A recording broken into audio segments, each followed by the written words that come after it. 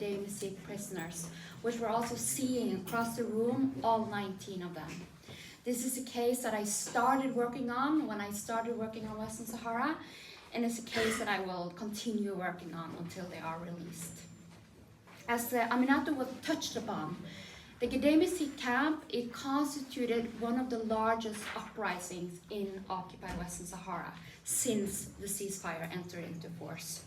And when the UN Secretary General referred to this protest camp in his report, he said that due to its size, the number of demonstrators, but also showing the unity of the Sahrawi people living under occupation, the camp had the potential to alter the conflict status quo.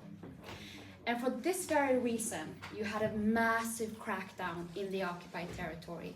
And for this very reason, 19 of the Gdeim Izik prisoners remain in prison.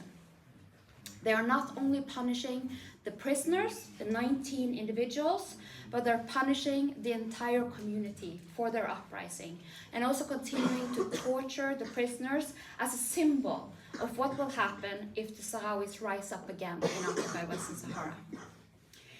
The Gdeim Izik group, it refers to a group of originally 25 prisoners. They are Sahrawi activists, they're journalists, they're human rights defenders, they're jurists and lawyers who were arrested prior to the dismantlement of the camp, during the dismantlement on the 8th November, but also after the dismantlement of the camp.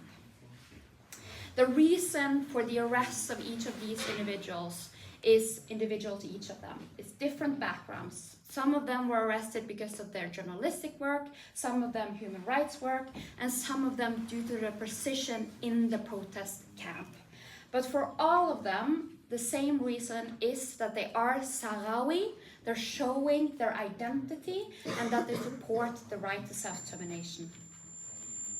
When the crackdown happened on the Gdeim Izik camp, thousands of protesters were arrested, and then 25 of them remained in prison, and they were transferred up to Rabat, which is the capital of Morocco. There, they were held in prison, in a Moroccan prison, before they were tried in front of a military court in 2013. The main piece of criminal evidence against this group of activists were confessions signed under torture. And they were tried as civilians in front of a military court. And during this trial, they received sentences ranging from 20 years to life in prison. Due to international condemnation of civilians being tried in front of a military court, Morocco was forced to put this case in front of the Court of Cassation. And the Court of Cassation, they squashed the judgment of the military court, and the Gdeim Izik prisoners were granted a retrial in front of a civilian court in 2017. This trial was mainly the same as the military court. They basically upheld the judgment of the military court, but they released 2 of them. This means that now 19 of them remain in prison. Later on, after the appeal court, it was appealed to the Court of Cassation. And in 2020, the Court of Cassation upheld the judgment, which means that the only avenue now to ensure the release of the prisoners is a royal pardon. The trial of the Gdeim Izik prisoners were marred by violations and constituted what we would refer to as a political trial, a show trial in front of international observers.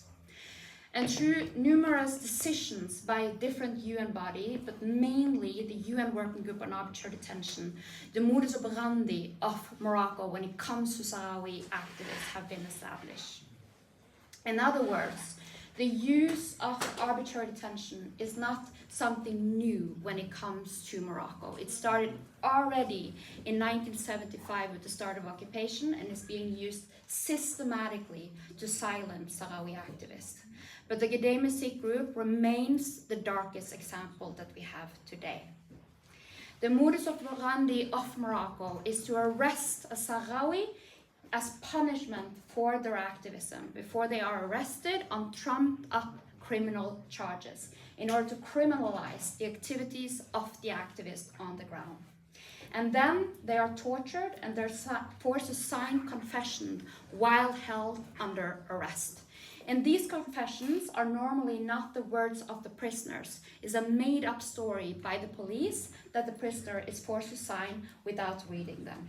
And this confession, this document, is later then used as a main piece of criminal evidence before the prisoner is sentenced to a long-term prison sentence. For the Gdeim Izik prisoners, different legal steps have been taken in order to ensure justice, in order to denounce the violation on the prohibition on torture, but also the continued arbitrary detention. The UN Torture Committee has found Morocco in violation in several decisions relating to 5 different Gdeim Izik prisoners. And in these decisions, the UN Torture Committee holds very clearly that the appeal proceedings of 2017, which was meant to remedy the military court of 2013, did not remedy the situation, and that the prisoners were tortured and forced to sign confessions, that this was used as main piece of criminal evidence, but also importantly, that the prisoners in their long-term detention is still being subjected to torture on a daily basis. In addition to the UN Torture Committee, the UN Working Group on Arbitrary Detention has also reviewed the case of all 19 prisoners, and they have concluded that the detention is arbitrary, meaning that it is illegal and that the prisoners should be immediately released. The UN Working Group, when finding this conclusion, pointed to numerous violations of the right to a fair trial. It was mainly a violation of the right to access to lawyers, meaning that you can't prepare your defense, that you're not allowed to meet your lawyer in prison, that they used confessions signed under torture, but also that the Moroccan court lacked the independence and impartiality when trying Sahrawi activists. The UN Working Group, it also echoed the concerns of all other UN bodies and also denouncing the fact that the prisoners is continuing to being tortured on a daily basis, lacking medical care and contact with the outside world. They also denounced the many cases of arbitrary detention from Western Sahara, amongst other also referring to the case of Yahya Mohammed al-Hafid Yasa, the father of Fatou. Morocco has not implemented the decision from the UN Torture Committee and the UN Working Group on Arbitrary Detention. And it is a disgrace that Morocco is allowed to continue to ignore these decisions. Because, as I've been pointed on, the torture of these prisoners continues until this day. Between their arrest and their appeal in 2017, the Gdeim Izik prisoners were detained under alarming prison conditions in Saleh prison in Morocco, very close to the capital of Morocco, so very far from Western Sahara. And in addition to the effects of the initial torture that they were subject to at the time of their arrest, they also were not receiving medical treatment, and they were subject to increased isolation. And following the decision of the appeal courts, during which time the prisoners were advocating for the right to self-determination, but also calling on UN bodies to act to ensure their release, they were swiftly dispersed into several different prisons. And this was reprisals against the prisoners for their activism. And at this time, the prisoners were again subject to both physical but also psychological torture, and they were placed in solitary confinement. And this mistreatment continues until today. When going into meetings, I will never forget the words of Hassana Abba, who is one of the brave colleagues that I have the honor to work with, who said to the Special Rapporteur on Torture that they have to act because we want the prisoners to come out alive and not in coffins.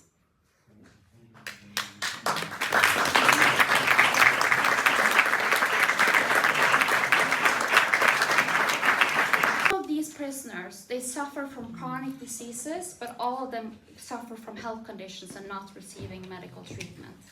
And the health condition of the prisoners is aggravated by the prison conditions in Morocco. Lack of basic necessities and hygiene articles, in addition to arbitrary punishment due to the fact that they are Sahrawis. The brother of Tubali, he described it in a webinar as darkness, insects, lack of healthcare, no doctors, lack of space, hot in the summer, cold in the winter, 10 minutes every day to go outside, few visitors, restricted calls, difficulty and hardship with every news received, hunger strikes to demand rights, either individually or collectively. We must pressure Morocco to provide at least basic healthcare and proper nutrition. It is urgent that we as lawyers, but also civil society, step it up to pressure Morocco to release the Gdeim Izik prisoners. Thank you very much.